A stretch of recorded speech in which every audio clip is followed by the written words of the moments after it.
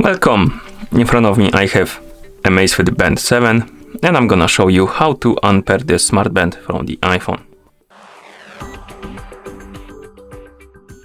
First thing we need to do is to open the Zap application on the iPhone that is paired with the smartband. After you open the app, you should see the home page. Now let's tap on the profile icon, then select the AMAZFIT Band 7 from the list of devices. And here, scroll down, find the Unpair button and tap on it. Then tap on Unpair, tap on Unpair again, and wait.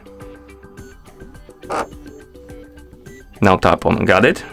The device will disappear from the list of devices. It will also reset itself to the factory default settings. At this point, let's close the app, open the settings on our iPhone, tap on Bluetooth. And here you should see the AMAZFIT Band 7 on the list of my devices. Tap on the info icon next to it, tap on forget this device, and tap on forget device to remove it. And at this point the smartband is unpaired from your iPhone. Thank you for watching. If you found this video helpful, please consider subscribing to our channel and leaving a like on the video.